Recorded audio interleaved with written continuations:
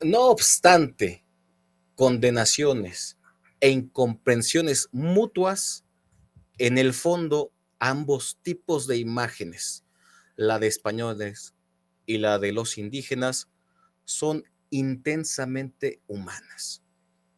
Esto no lo digo yo, lo dijo el maestro Miguel de León Portilla en su célebre libro titulado La versión de los vencidos de 1959. ¿De qué va este episodio? Quédense con nosotros.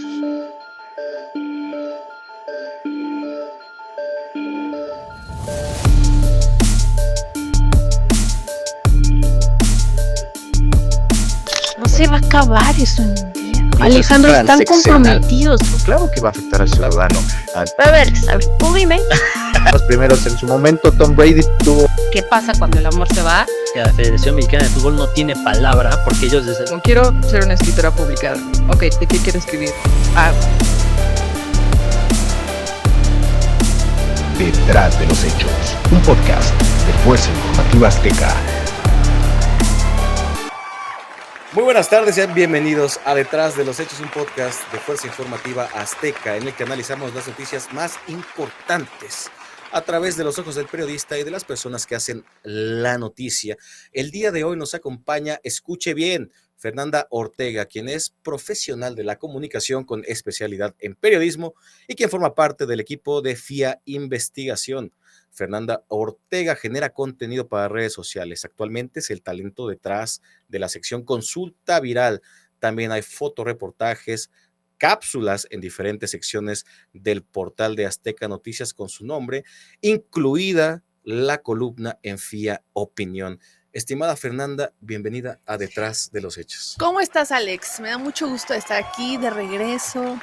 Bueno, como invitada, recordando viejos tiempos, porque si no lo saben, yo formé parte de Detrás de los Hechos. Una gran temporada. En una temporada así, hace como un año más o menos, ¿no? Un poquito más, sí, ya casi 2, sí, es verdad. El último gran pico de Detrás de los Hechos, lo que hicimos juntos. Gracias, exacto. Fernanda. No, sigue el pico, pero bueno, gracias por haber invitado a este lugar tan lindo.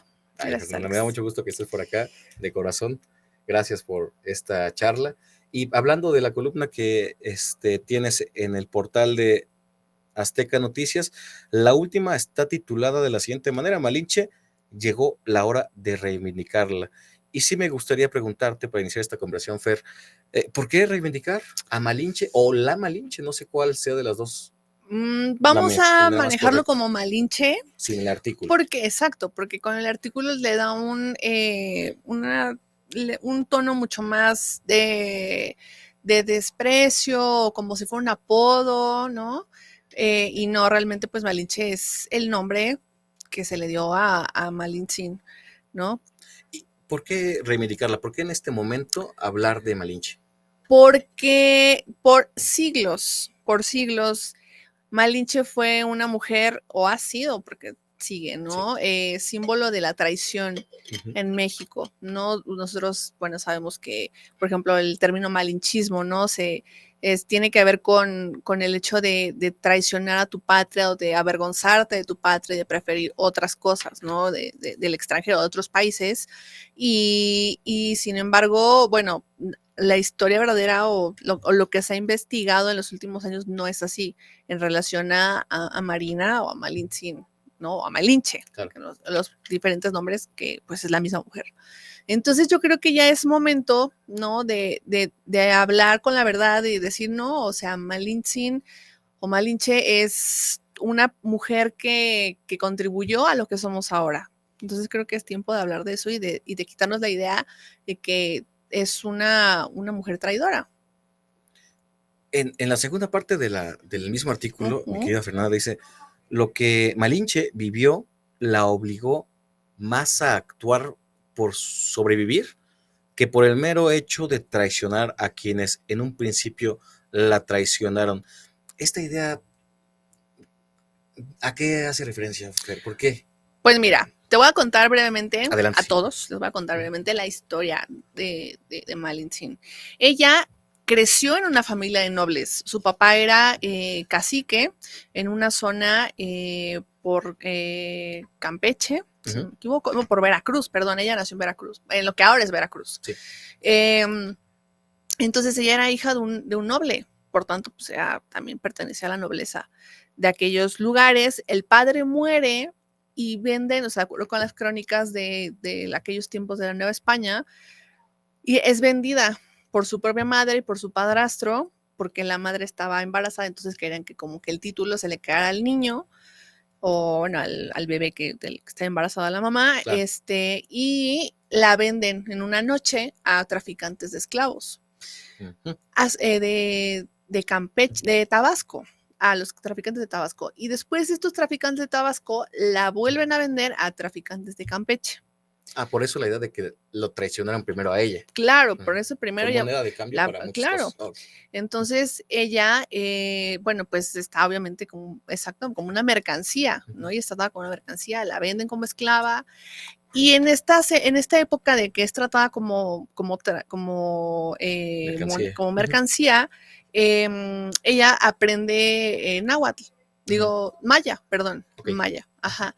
Entonces, pues estas habilidades que ella tenía para aprender, para saber lenguas, pues le ayudan en un futuro, ¿no? Cuando ella está con Cortés. Y cuando se convierte en su intérprete, ¿no? Exacto. Entonces, por eso es que ella, bueno, ya llega a Campeche la segunda vez que la cambian, que la intercambian, y ahí es donde ella es regalada junto con otras 19 muchachas a Hernán Cortés, ¿no? Como pues regalo de bienvenida, por decirlo así. Entonces, en todo este tiempo, pues tú puedes ver que Malinche es tratada como una mercancía que, pues ahí se va, ¿no? Y ya incluso estando con Cortés, pues también es tratada de la misma forma, porque primero Cortés se la da a uno de sus allegados del ejército español, y de ahí, pues como que se escucha un poco mal, pero pues, se la van rolando, ¿no? Por decirlo así, no solo como intérprete o como parte de este grupo, ¿no? Que va explorando,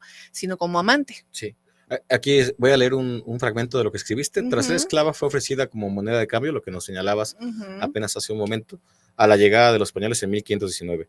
Cortés se la dio, lo que acabas de señalar, a su lugarteniente Alonso Hernández Portocarrero, sí, quien meses después fue enviado a España, y por lo cual pues volvió como Cortés, bueno, no, volvió a Cortés, pero ahora ya no solo como a la que le entregaron, sino como su mujer. Exacto, ya no como intérprete nada más, sino ya como mujer, pero, o sea, también ubica esto, ella tenía menos de 20 años cuando pasó todo esto, ¿no?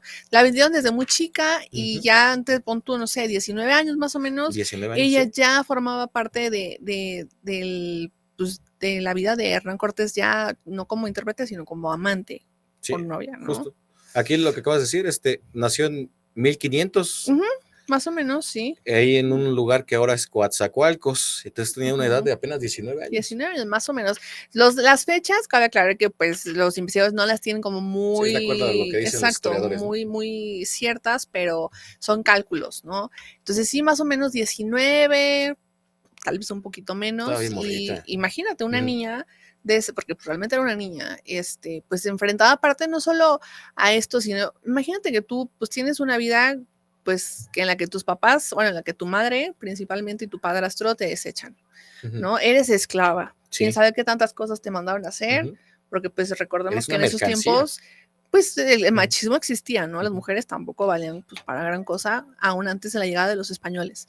Después, pues llega con Cortés, pero llega a un grupo en el que no conoce nada, o sea, no conoce el idioma, no conoce las costumbres, no conoce la cultura de los españoles, no conoce nada de eso. Entonces, imagínate, pues tú qué harías, ¿no? O sea, tú qué harías, te sometes o qué haces. Yo creo que es más un instinto de supervivencia, ¿no? No tanto la traición. Sí, claro. No, y además, con todo lo que nos cuentas, pues queda claro que es más complejo todo lo que sucedió cuando dejamos de lado la idea de que es la chingada, o como nos decías, ¿no? La traición, incluso algunos señalan como la violada. Exacto. La ultrajada. Sí. La ultrajada, claro. Es más complejo analizar su situación. Claro. Y sobre ese análisis de la situación, Fer, me gustaría preguntarte, porque hemos dado cuenta de que muchos historiadores que se han encargado de narrar lo que fue, lo que ocurrió en la colonia Ujú. y antes, ¿no? Con la llegada de los españoles, e incluso todavía un poco antes, ¿no? Con la época prehispánica, Sí, que están atravesados por un montón de fenómenos sociales al momento de redactar sus interpretaciones de las claro. cosas, ¿no? Ujú. Y sí quisiera preguntarte, porque señalaste ahorita una cosa muy puntual, ¿no? Había machismo. Entonces sí me gustaría saber de ti, Fer, que te encargaste de hacer este estudio, ¿cuáles son los procesos o las cosas que tienen atravesado los historiadores al momento de narrar la historia de Malinche, ¿no? Claro, está cargado de prejuicios, porque obviamente, pues imagínate, pues quienes escribían las crónicas, pues frailes o padres, ¿no? Que evangelistas, que pues obviamente tienen toda esta carga religiosa, Ujú. que vamos, era una carga religiosa que no estaba pues bien interpretada, no acorde a lo que realmente pues dice pues las escrituras, la Biblia, ¿no? Claro. Sino que era como pues Lo que una forma platicamos acomodada, sí, exacto. con el libro con Nexus, ¿no? Con Harari. Ajá, O sea, que exacto, en el momento en el que el libro, por ejemplo, el libro sagrado, se pasa justamente. a una transcripción de otro idioma, ahí se Se va perdiendo esencia de va las perdiendo, cosas, sí, hay claro. errores, ¿no? Exacto. Entonces, por eso es importante siempre ir a los escritos originales para que sepas qué significado, porque a lo mejor hay palabras en español que en griego o en hebreo pues no existen, no sé, al revés, ¿no? Entonces siempre es como importante llegar como al fondo. Entonces había un prejuicio religioso, ¿no? Por Exactamente, quién lo por escribió. parte de los cronistas, por supuesto, y pues de la época en la que tú sabes que pues antes había matrimonios por conveniencia, incluso el mismo Cortés Ujú. pues se casa con su primera esposa por conveniencia, ¿no? No era un matrimonio realmente, pues por amor, ya sabes, ¿no? De romántico, lo que tú quieras, sino que era una onda mucho más, pues, acordada, ¿no? Vamos a llamarlo así. Entonces, el hecho, por ejemplo, Cortés casado ya con su esposa, se quedó en Cuba y él se vino para acá, para México, pues después anduvo con Malinche, o sea, no respetando, o sea, hubo un acuerdo ahí como que para que él pudiera casarse con más como Malinche. de sus costumbres y las tradiciones de la época, ¿no? Exacto, entonces imagínate toda esa carga, pues obviamente no la iban a poner como la mujer sufrida o la mujer víctima, porque eso es lo que era, una víctima de su contexto, sino pues como se les hizo más fácil ponerla como la traidora, ¿no? Sí. Mira, justo, qué bueno que tocas este tema, Fer. Casi se me iba la idea. Tengo un escrito sobre, se llama Edmundo, se me estaba yendo su nombre, es un historiador mexicano, Edmundo O'Gorman. Escribió hace, también 1950 por ahí, vamos a buscar, Edmundo.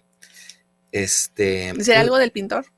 Yo pensé que era algo del pintor, así, del arquitecto mexicano, sí. que también, sí, no, es otro. Ok. Escribió un libro que se llama La Invención de América. Entonces, lo que narra, entre otras cosas, Edmundo, es que tuvo que, bueno, primero se preguntó si era viable que se siguiera pensando o hablando de la invención, ¿no? Justo lo que tú estás haciendo ahorita con Malinche. Entonces, él se preguntó si era necesario y cuáles son las ideas que preexistieron a decir fue el descubrimiento de América, ¿no? Y se dio cuenta que fue una cosa que construyeron los historiadores para que fuera acorde a la cuarta región del mundo, ¿no? Que buscaban desde hace muchos años, ¿no? Y esto te lo pregunto porque hemos visto en los últimos, no sé, años, quizá, que hay esfuerzos de historiadores por tratar de reinterpretar lo que siempre se ha dicho. Tenemos el ejemplo claro ahí en Fia Investigación, que es el de Christian Duverger, que se ha encargado de hacer una biografía de Hernán Cortés. Iba a decir Hernán Cristán. No, sí. Bueno, imagínate. ¿Cuándo juegan? Es que tengo eso en mente. Se ha encargado de hacer una biografía de Cortés que está muy alejada de lo que ha sido tradicionalmente la figura de Cortés. Totalmente. Como el violador, el violento, ¿no? No sé si a ti te había pasado, pero yo jamás me había preguntado, pues, cuáles eran las bases de Cortés, ¿no? Claro. Y era un chavo estudiado y que había, incluso hasta privilegiado, ¿no? Que tenía en su experiencia haber sido lo que ahora es un funcionario público, pero un notarial, un notario público, ¿no? Por eso sentido un poco que lo primero que hizo, según Christian Duvernay, es fundar cosas en nombre de la corona, ¿no? Entonces se aventaba un acto de solemnidad y sacaba un papel que no tenía ninguna validez, era un papel, ¿no? Pero decía, esta tierra es ahora territorio, no de esa marca, es territorio de la Nueva España, ¿no? Del rey, mejor dicho, ¿no? Sí, de la corona. España, de la corona. ¿Qué opinas de estos esfuerzos? ¿Estamos transitando por ese momento de cambio? Yo creo que sí, yo creo que es muy importante, muy interesante. Tal vez nunca vamos a conocer el verdadero objetivo, los verdaderos motivos de lo que ha pasado, ¿no? Porque pues necesitaremos entrevistar al mismo Hernán Cortés, ¿no? A Juárez, a Díaz, ¿se podrá alguna ¿no? vez? Con un medium, tal vez. pero por lo menos tener las dos versiones, ¿no? Tanto los que dicen que Cortés era un hijo de la fregada y tanto los que dicen que Cortés vino no en son de paz, ¿no? Vino a querer hacer sí una nueva, pues no existía a lo mejor el término de nación, pero vamos a llamarlo así, ¿no? Una nueva nación, un nuevo pueblo, y siempre como tratando de ir por la buena, ¿no? Realmente, según Christian Duvernay, pues las rebeliones fueron como, creo que una en Cholula, la masacre de Cholula.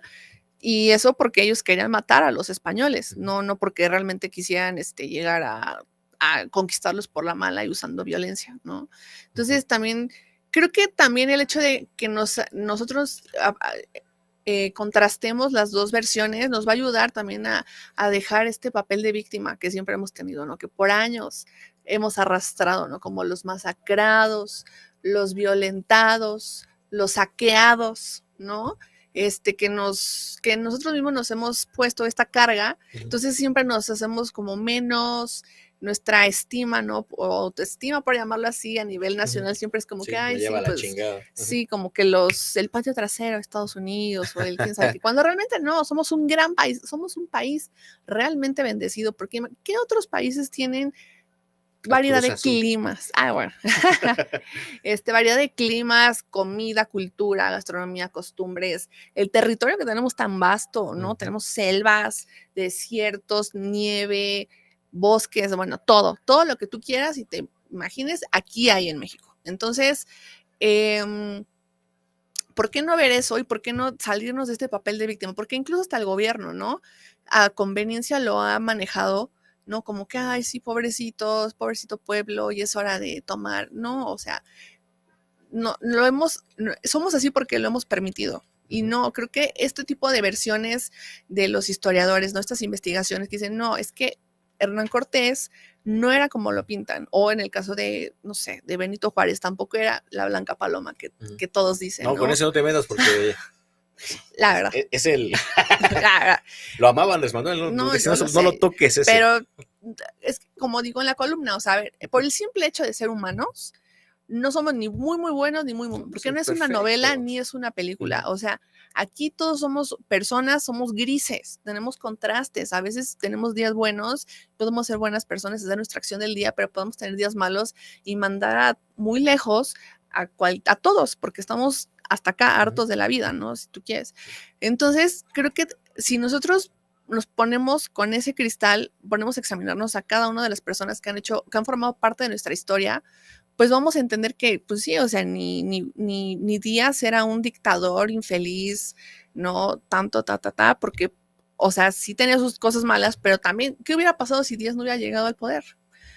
¿Seguiremos con 1000 años de atraso? No sé, a lo mejor no habrá instituciones que se hacen ahora. Que si hubiera seguido seríamos otra cosa. Entonces, creo que es importante y es necesario, reitero, que contrastemos y que nos permitamos tener un panorama mucho más amplio de lo que puede ser la historia. Aparte, caray, o sea, ¿por qué no estudiar nuestros orígenes? O sea, el hecho de que Malinche y Cortés, tuvieran el primer hijo reconocido como mestizo, porque ya existían algunos otros, ¿no? Por los españoles que llegaron antes, pero digo, ellos son el símbolo, ¿no?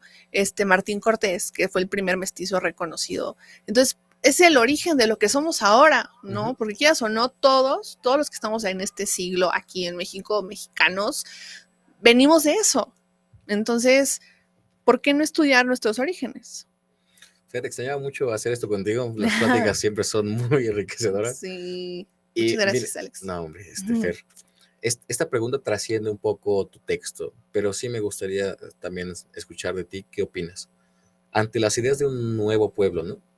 Que era lo que, por ejemplo, Duverger describe, ¿no? Como el nacimiento del mestizaje. De una nueva nación, algo que no existía. O una nueva Malinche.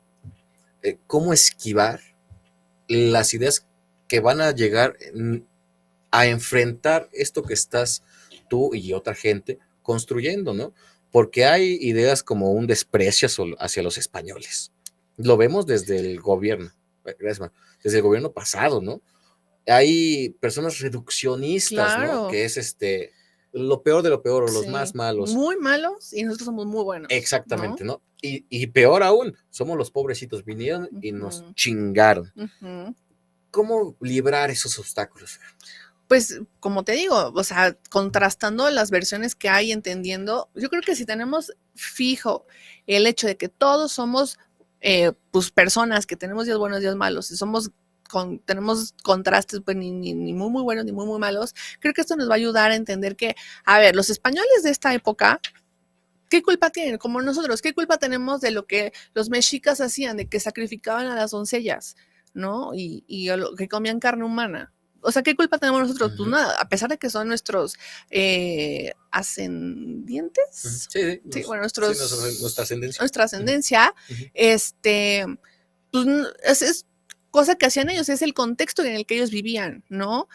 Entonces nosotros no tenemos culpa de los errores o de las cosas que hayan hecho ellos, pues así tampoco los españoles de ahorita que están allá, pues tampoco tienen la culpa de lo que a lo mejor, porque no, a ver, también te voy a decir, o sea, no es que los españoles no hayan cometido a lo mejor algunos abusos o no hayan hecho algunas cosas, probablemente sí, porque pues hay documentos y lo demás, no se va a negar lo que ya está asentado, pero no es generalizar, como tú dices, ¿no? O sea, reducir a que es que todas las españoles, yo creo que es una visión bastante racista, ¿no? Y sí, que, de los historiadores. Claro, entonces que nosotros hemos visto en otros capítulos de la historia como estas visiones han creado muchísimos problemas, ¿no? Y que han terminado en matanza de millones y millones y millones de personas por querer reducir a la gente a bueno, malo, blanco, negro. Sí, ¿no? ¿Qué daño hacen los radicales, no? Sí, o sea, totalmente. si no eres de aquí, eres de acá, ¿no? Exactamente. Si no eres enemigo. Ahora, también decir, o sea, pon tú Marina, ¿no? Malinche, por un instinto de supervivencia colaboró con los españoles, pero también, a ver, los mexicas, pues no eran unas blancas palomas. Se sabe perfectamente que... Ya conocía ese entorno. Claro, y lo sufrió, ¿no? De cierta forma, porque los mexicas, pues eran unos cobradores de tributos bastante fuertes y eran un pueblo bastante sanguinario. Entonces, tampoco es como que, si no lo hizo por supervivencia, pues también era como para hacer cierta... pues justicia, ¿no? Pero que me ría.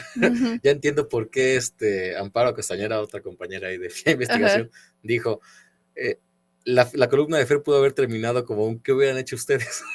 Exacto. Ya se entiende un poco más, exacto, ¿no? ¿Qué hubieran hecho ustedes? Exacto. Mira, Fer, quisiera leerte otro fragmento de León Portilla porque... Sí.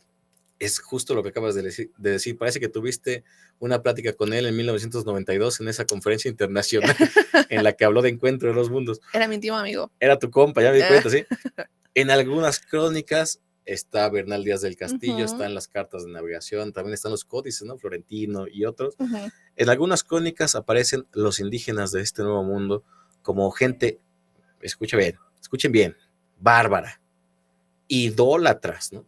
Entregados a la antropofagia y a la sodomía, mientras que en otras crónicas son descritos las personas del Nuevo Mundo como personas dechados, que es como no tienen, dechado de virtudes naturales. Esto lo dice Miguel de León Portilla. Y esa fue la cruz que parece que tuvimos que cargar durante muchos, muchos años, ¿no? Sí, claro, por miles de años, miles, no, cientos de años, Cientos perdón. de años. Sí, claro, sí, miles, no. Claro, entonces creo que es muy importante tener estas dos versiones y poder sopesar, ¿no? Y para poder sacar conclusiones. No, a lo mejor, como te digo, nunca vamos a saber la verdad única, ¿no? Única, verdadera, pero por lo menos entender que no todo es como lo pintan, ni como nos lo han pintado durante años en las escuelas. Años y años de eso, Fernanda, y años. Y mira que yo disfrutaba mis años. clases de historia. No, yo también, sí. Tenía una Miss que, uff, ¿no? Las ¿Cómo se clases llama increíbles. Ya murió. Ah, Miss ¿murió? Lupita, saludos a Miss Lupita, donde quiera que esté. Pero bueno, Ajá. Pero bueno, muchas gracias. Tenemos el contacto que ya nos dice aquí Mauricio Montesoga, Sí. quien está en los controles, aquí en el saludo. Pero sí quisiera yo agradecerte Sí, el espacio, la plática. Hacer esto que estás haciendo, pues es un acto contracorriente, ¿no? Porque pues toda la vida hemos pues consumido y replicado esta historia, ¿no? Incluso desde las posiciones en el poder estamos enfrentándonos a esa postura de las cosas. Estamos retrocediendo, ¿no? Entonces, en lugar de incluir más cosas, ¿no? Estamos como nada más absorbiendo una y desechando las otras. Exacto. Yo no sé qué es tan bueno sea eso, lo desconozco. Pues tú dirás, si nos están dividiendo y están polarizando, ¿qué tan bueno es? Sí, no, imagínate, van a apedrear a Doria. Sí, es español Doria, ¿verdad? ¿Verdad? Quisieras compartir tus redes sociales para que la gente que esté interesada en tu columna o en otros temas de los tantos que haces ahí en Azteca Noticias. Claro, pueden encontrarme como Fer1119 en Instagram. Perfecto. Y en Twitter, bueno, X, ahora ya es X, _ Fer Ortega 11. Fer Ortega 11. Y TikTok también, ¿no? No, en TikTok estoy... oculto. Es como secreto. fe de investigación. Okay. Exacto, es VIP. Fernanda, pues muchísimas gracias por haberme acompañado aquí en Detrás de los Hechos. Un último comentario ya para cerrar el episodio.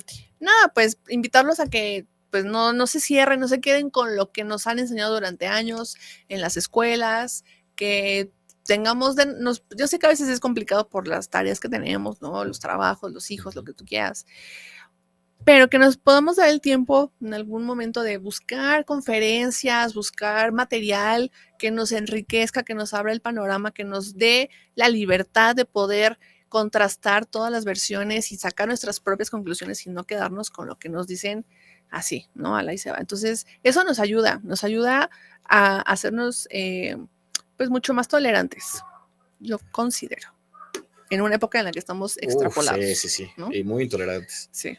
Pero muchísimas gracias por venir. Gracias a ti, Alex, cuando quieras. Un gustazo. Saludos a todos. Este fue el episodio 117 de Detrás de los Hechos con Fernando Ortega. Muchas gracias, Fer. Y muchas gracias, Mau, allá en los controles. Gracias, Mau.